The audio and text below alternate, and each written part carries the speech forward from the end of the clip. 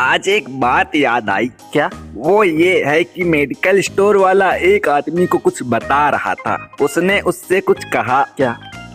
Antibiotic. Antibiotic? हाँ हाँ, यही वाला। हाँ, तो ये क्या होता है?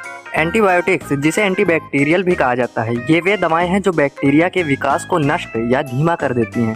ये बैक्टीरिया के कारण होने वाली बीमारियों के इलाज के लिए उपयोग की जाती हैं। लेकिन एंटीबायोटिक्स वायरल संक्रमण जैसे सर्दी, फ्लू और अधिकांश खांसी का इलाज नहीं कर सकते हैं। आप बस यूँ समझिए कि ये दवाई होती है। अरे बेटवा, जब मेडिकल स्टोर वाला बोलेगा तो दवाई ही होगी ना। लेकिन मेरा मतलब क्या इस विषय पर कुछ दिलचस्प है बताने के लिए तुम्हारे पास? तुम तो बस दिलचस्पी ढूंढा करते हो। क्या कहा? कुछ नहीं, दिलचस्प। हाँ, क्यों नहीं। दरअसल इसकी खोज ही बड़ी दिलचस्प है। और तो और इसकी खोज की ही नहीं गई, बस हो गई गलती से। वो कैसे? वो ऐसे।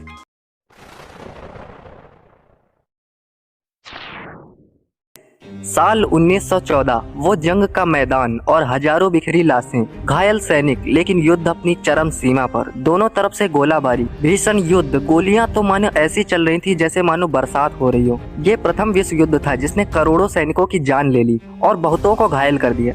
कुछ सैनिक जिनको छोटी मोटी चोटें लगी थी वो तो ठीक हो गए, लेकिन जिनको बहुत गहरी चोट लगी थी वो जिंदगी की इस जंग में हार गए। उधर हजारों की संख्या में सैनिक अस्पतालों में भर्ती हो गए, लेकिन यहाँ पर भी हर एक घायल सैनिक एक अज्ञात शत्रु से लड़ रहा था।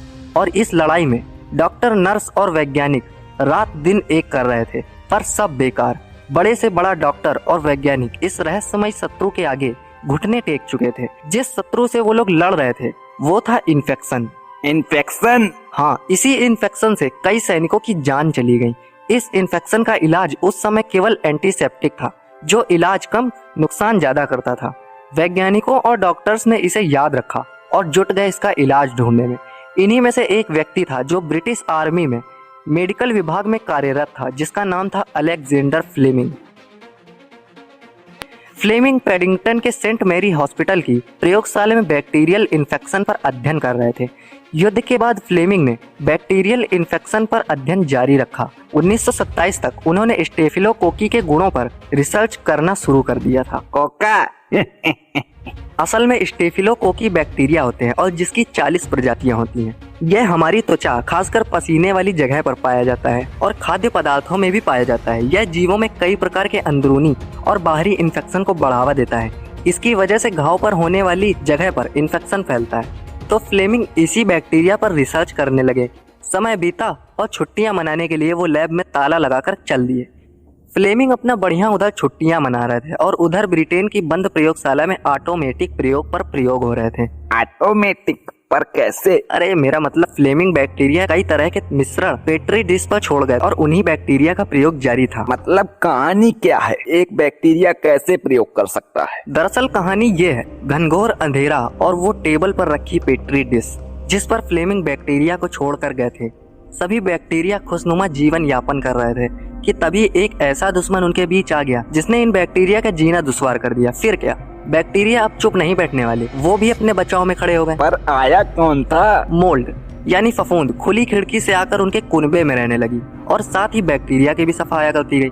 ये वही बैक्टीरिया थे जो कल तक बड़े से बड़े जीवों के घावों पर अपना अधिकार जमाते थे, संख्या बढ़ाते और इतना बढ़ा देते कि अंत में उस जीव का खात्मा हो जाता था। और आज इस अंधकार लैब में मोल्ड इनसे मोर्चा संभाल रहे थे, एक एक बैक्टीरिया को मार गिराते। कितना अजीब है ना, जो काम आज तक मनुष्य नहीं कर पाया वो काम एक मामूली सी मोल्ड यानी फफूंद ने कर दिया। ऐसे ही लड़ाई चलती रही और कम से कम महीने भर की छुट्टी के बाद फ्लेमिंग ने 3 सितंबर 1928 को उस लैब का ताला खोला। यह इतिहास का सबसे शानदार दिन था। उनकी नजर वहाँ पर रखी पेट्री डिश पर पड़ी और वो आगे बढ़े तो देखा कि हरी हरी कोई चीज उस पर जमी हुई थी। अब ये कौन सी बला है, फ्लेमिंग ने सोचा। उन्होंने माइक्रोस्कोप से देखा तो आश्चर्यचकित रह गए। उनकी खुशी का ठिकाना नहीं था। क्या देखा? उन्होंने देखा कि जहाँ जहाँ फफूंद थी वहाँ पर बैक्टीरिया का नामो निशान नहीं था। जिसकी उन्हें तलाश थी वो आज पूरी होती दिख रही थी। वो बैक्टीरिया पर ही शोध कर रहे थे और इसमें उन्हें यह तो पता ही था कि घाव पर होने वाला संक्रमण बैक्टीरिया के कारण होता है। और अब इसमें एक नई कड़ी जुड़ गई कि फफूंद यानी मोल्ड में कुछ तो ऐसा है जो बैक्टीरिया को खत्म कर सकता है। इसके बारे में और अध्ययन किया तो पता चला कि यह हरी फफूंद पेनिसिलियम नोटेटम थी। उन्होंने इसे अलग करके इसे फ्लूइड मीडियम में ग्रो कराया। फिर इस पर उन्हीं बैक्टीरिया को डाला जो इंसान को संक्रमित करते हैं। उन्होंने पाया कि पेनिसिलियम ऐसा सब्सटेंस प्रोड्यूस करता है जो बैक्टीरिया को आसानी से मार सकता है। यही पेनिसिलिन था।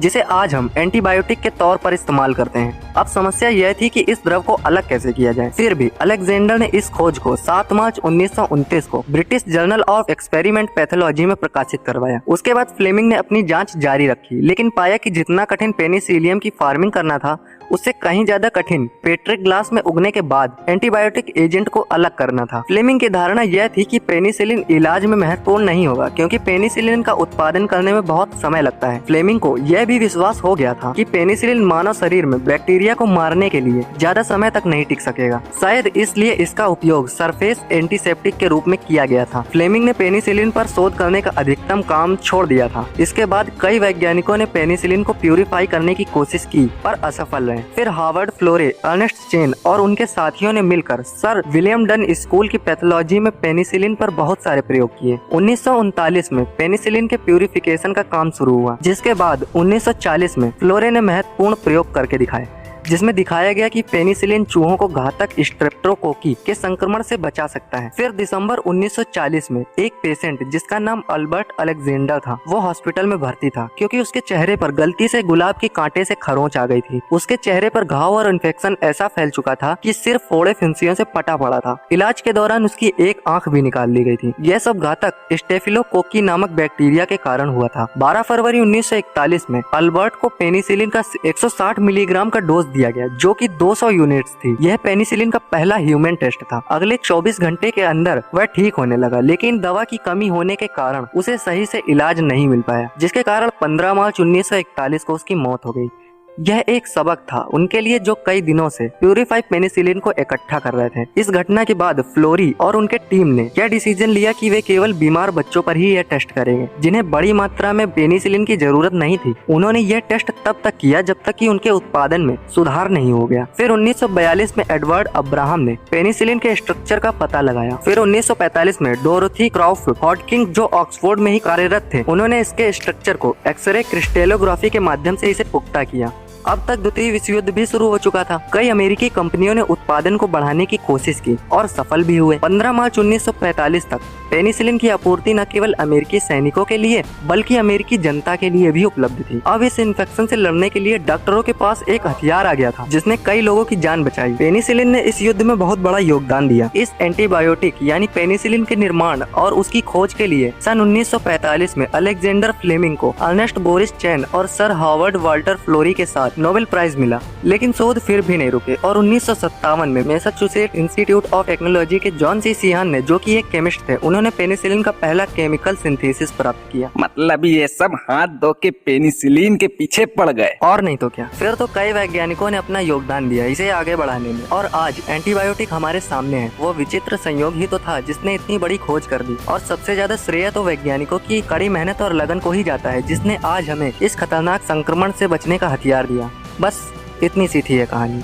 आशा करता हूँ आपको वीडियो पसंद आई होगी। मिलते हैं अगली वीडियो में, तब तक के लिए नमस्कार, धन्यवाद।